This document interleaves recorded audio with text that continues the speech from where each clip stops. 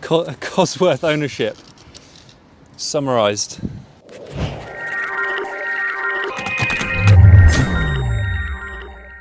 So we are back with the Escort Cosworth. We haven't updated you since last year on this car, but this is a car we talked about that I'd always dreamed of, absolute poster car, and we were carrying out some restoration work to it just to sympathetically bring it back to where it was. So today we're just going to show you the bits we've completed already and the other jobs we've got to do moving forward.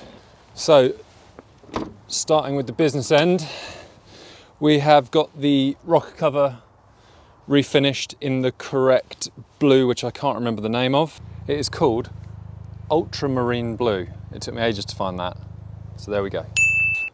There's a little bit more tidying up to do under here. I've ordered a new induction kit with a nice blue silicone hose so that tidies all that up.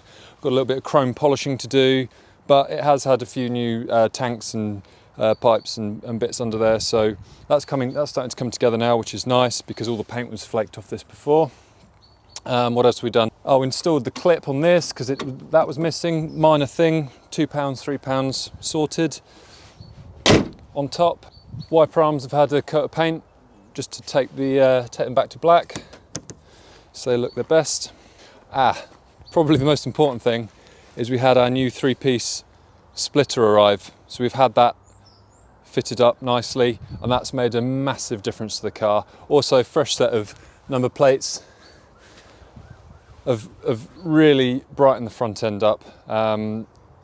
Before it had some very old, probably 20-year-old number plates, because the guy that had this previously, he had it for 20 years.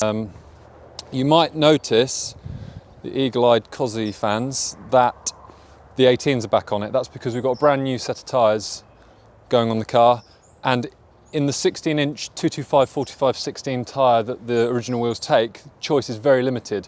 I think there was a Toyo T1R or R1R and some Yoko AD08s, which are a bit more of a track focused kind of cut slick tyre. So we went with the Toyos. So the wheels are off now, having the tyres mounted up. So we just put the 18s back on. Moving inside, Matt's been really busy. Matt actually took the seats out so you could fully vacuum, make the interior nice. And you'll see now we've got some new carpet mats, which are really nice, properly fit, front and rear. And probably once we get the radio in there, sort the gear gaiter, the interior is going to be looking really good now. So very pleased with that. Moving round, we also had the boot lid and the spoiler painted, thanks to AutoWorks, Dave at AutoWorks Milton Keynes, done a really, really nice job of that. So it's got, where it had some kind of reaction, little blisters under the paint where it had been painted previously, that's all taken care of. Got the brand new badges here, which we sourced online. We've got new Ford badges coming, and again, a fresh number plate really brightens the rear of the car up. So very pleased with that. All right, Escort Cosworth. Here we go. As I've probably said a million times, my absolute poster car. Childhood dream car, Escort Cosy. And, well, it feels really small inside by today's standards. My head's touching the ceiling or the roof, which is pretty normal for me. My knees are up by the indicator stalks. Again, not everyone is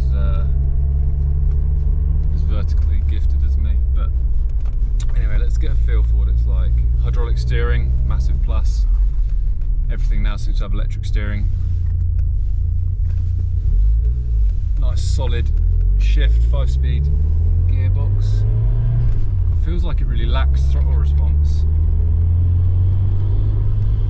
You can hear the turbo kicking in there. But I guess it's the big turbo model, so I guess it's gonna, oh my god, come on, there we go, second gear. I guess it's gonna lack some initial response as the boost builds. 3,500 revs, just let the temperature build up a little bit. Looking in the rearview mirror at that massive whale tail spoiler, and in the side mirrors at the bulging wheel arches. You can see the bonnet vents as well. This is like a dream come true. Never, ever, ever driven an Escort Cosworth. Pretty happy moment. Inside, it's in really nice condition, this car, for its age. Got the hex cloth, seats, original steering wheel, all the original elements are there. It does feel quite old though.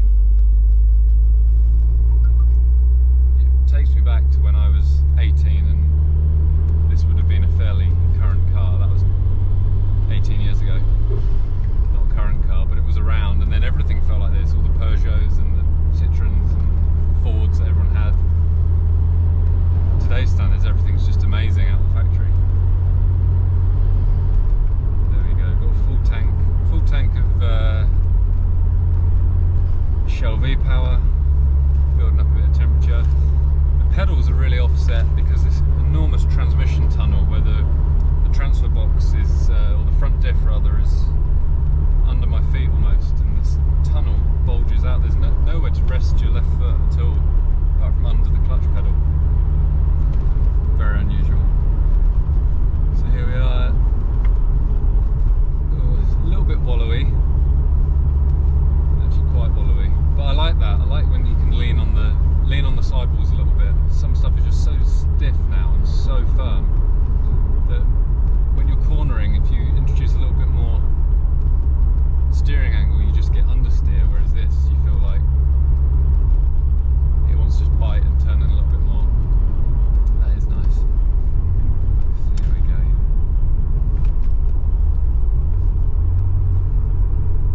No pops and crackles and bangs like all the tune stuff nowadays, which I'm not a fan of personally.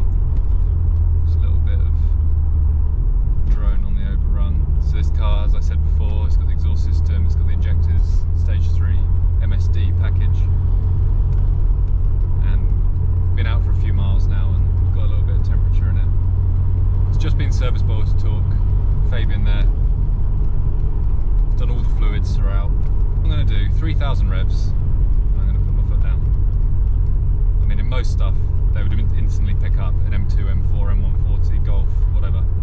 It's going to pretty much pick up straight away. So here we go, 3,000 revs, and oh, there it is. About 4,000 RPM, the car wakes up, and that's just because that massive turbo, and probably the nature of the mapping in some ways. These were like chip tuned. I forget the name of the chap. It was a Beiju, the guy's name was Beiju. He used to do the chip tuning on these. I'm sure someone in the comments is going to set me straight. I can't remember the guy's first name, but his Liam Doran would know. We used to talk about this in length, the Beiju chips. Anyway, it was the only way to map these things back in the day, unless you went for a standalone system like a Autronics or a Motec or something like that. But yeah, nowadays you get variable geometry turbos. You get twin turbos, setups, bi-turbo, this big single turbo. The later, smaller turbo cars made the cars actually more drivable.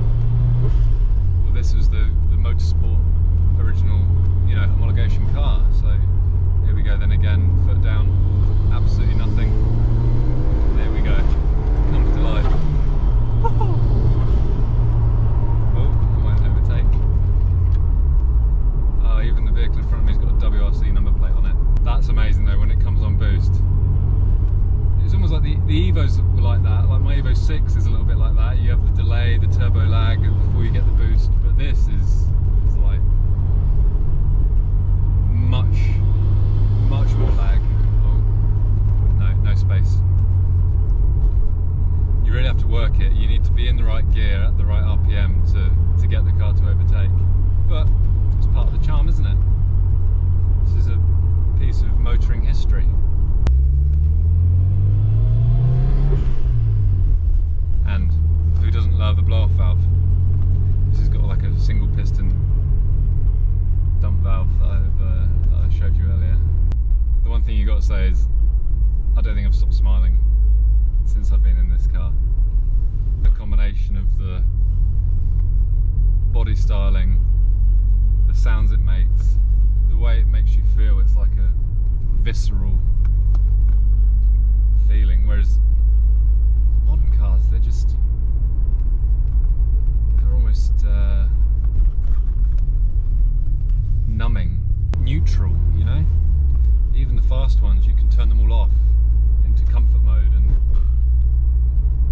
pressing on, you wouldn't know whether it was an M140 or a 118 BMW in some ways. That can be said about a lot of cars, but this, it's like the Mitsubishi Evo. You've got that constant drone, got a lot of engagement with the controls, 3 pedals, proper gear lever, crashy suspension, you can't just make it softer, and then when you put your foot down you get that unmistakable turbo sound, an induction noise because we fitted the new air filter to it, and the blow off valve. Very cool. Right, let's run it up through the gears, shall we? Here we go.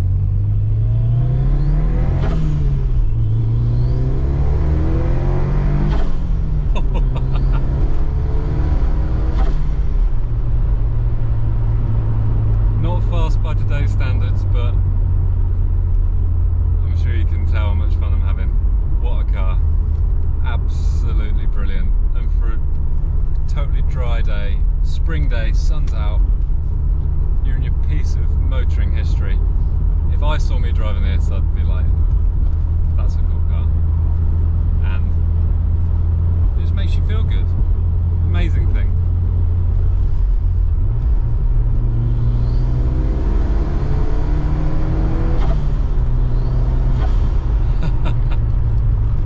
Okay, that's it for this update on the Escort. We'll be back. We've got a couple of little fiddly jobs to sort out with the car, a little bit more maintenance to take place at Auto Talk, just to get the car 100%. We have published photos now on the website of the car. We're preparing an advert for it, and we're going to be looking for a new owner for this very, very special car. As much as I'd love to keep this forever, stick it alongside the Evo, sadly we need space, so someone's going to get an amazing car here. But as always, give us a comment, send us a message, send me an email, ring me up, whatever. We'd love to hear from you, and